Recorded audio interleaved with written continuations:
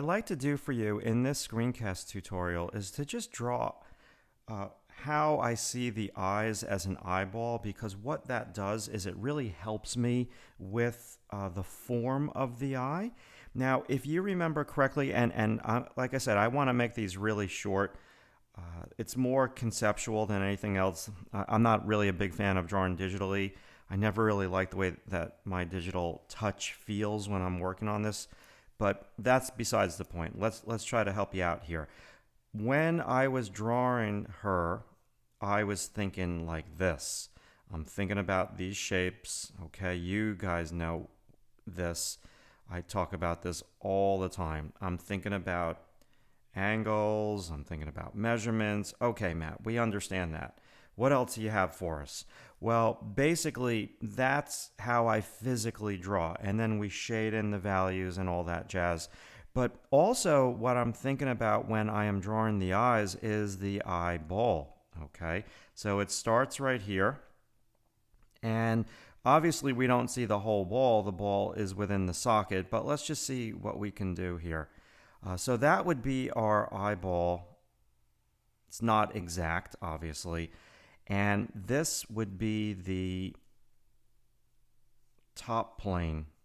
That upper eyelid would be our top plane. And then we have our underplane. The ball is turning under. And you really want to think about this when you are drawing. You really want to think about that ball within the eye socket. So the socket of the skull, okay, give or take. I'm thinking of it that way, and that ball was within the eye socket. And that helps me because when I'm drawing a sphere or a ball, however you want to say it, I'm really just trying to think about where is the light coming from. So the light is primarily coming from this direction, okay? And now my lower eyelid would just be a little bit darker. We don't want to go too dark with it.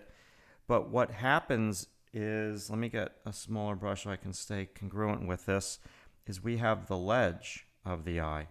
And this ledge of the eye is where the upper lashes are, and it's an underplane.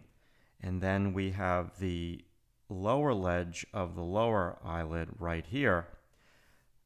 Now, if I can go a little bit more opaque with this, we have, and go just a tad smaller,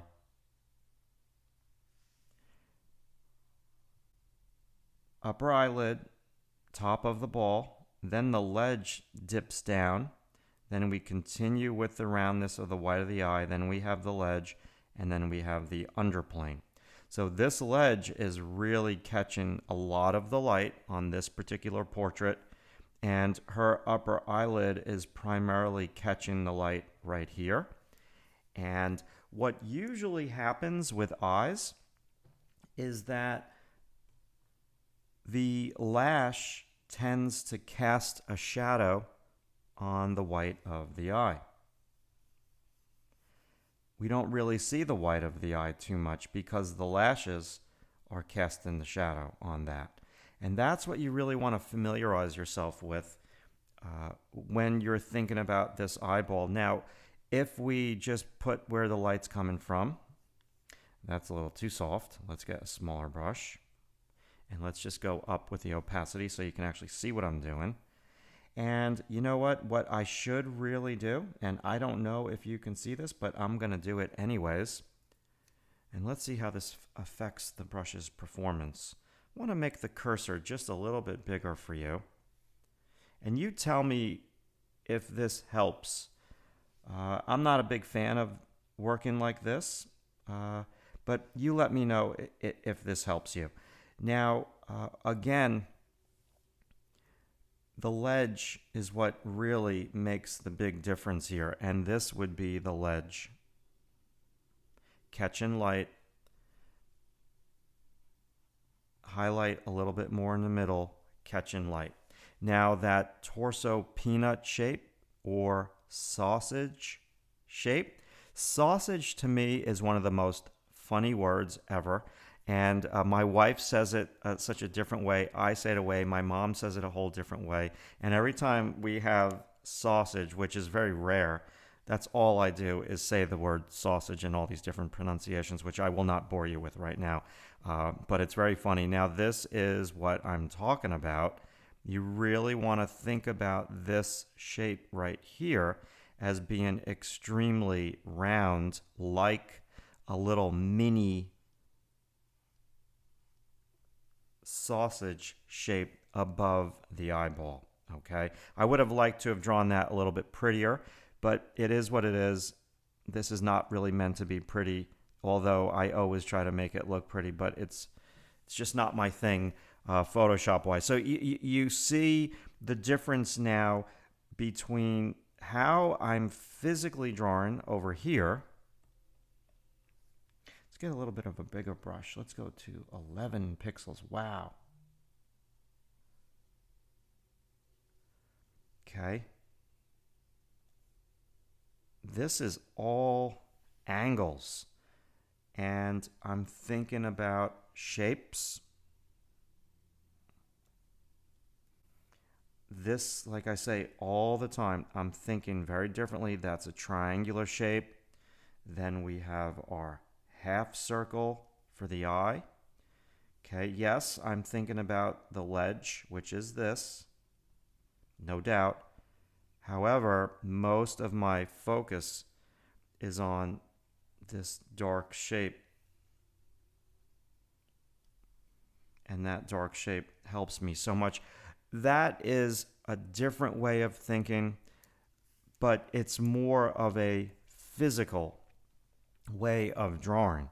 This is more of the way that I'm thinking, but I'm not really drawing that way. Now, what you also want to understand is when you're going to think about the lashes should be very, very long. And if this is going to be our eye and our lower lashes, this would be our upper eyelid, and this would be our lower eyelid. Sometimes we see that much. Oops. Let's do this. Sometimes we see that much of the eyelid, and then sometimes on people we see a whole lot more of the eyelid, and their eyes are usually easier to draw. So you see all of this light on that upper eyelid. But once again, what you really want to understand is that this lash is what casts the shadow on most of the eye. Okay? Very, very important. Now, what else can I share with you about the eyes that I think is very important? And that is when you are drawing eyes, you want to think about, I don't want to go too long with this video, and let me just slide my chair over, and I'm going to move over to the left. Let me move my microphone as well so you can hear me clearly. If you have a pure front view, you're going to have your eye pretty much like that, facing us. And if you have more of a 3/4 view, that eye is going to get skinnier. And what a lot of artists fail to do is make their eye skinnier when it becomes a 3/4 view. And then when we have our profile view, it's going to get skinnier still. Okay, that is something you want to be highly aware of. And then there is also the axis of both eyes. So if we throw in the pupil, what's the tilt of that axis? Okay, that's another keeper that you want to think about. So the tilt on her eyes is tilted a little bit like that because she's slightly looking down. These are very important things for you to take into consideration when you are drawing. Let me draw one more here. One more eyeball with the ledge. So this would be where you have your, and I'm going to do this with a regular pencil in a whole new course. So I don't want to get too much into this, but that's our ledge. That's our half circle. Placement of that pupil is important.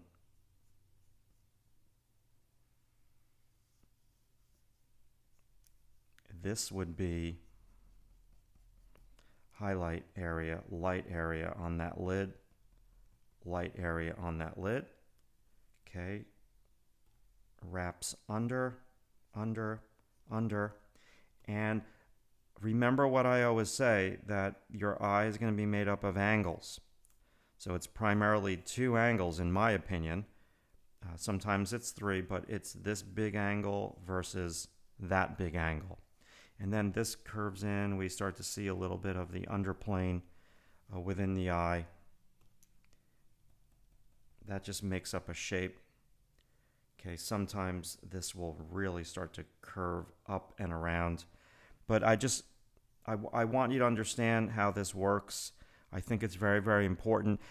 Now, at DTO, if you come on over to the anatomy department, anatomy lessons, I have an entire lesson on the skull. Okay, it's something that you might want to check out. I have a lesson on the skull. It's very old. I think I did that in 2008 or 2009 when I launched the website. And I also have a tutorial or a lesson. It used to be called tutorial, but now it's called lesson on the muscles of the face. And I don't want to get into this because I have it here, and that's a long lesson. And this is an oldie but a goodie. It's filmed in 4:3, but you might want to check it out. So if we head back to Photoshop, yeah, I have that skull drawing, okay? And that's what I'm thinking about, that orbital cavity, but mainly I call it an eye socket shape.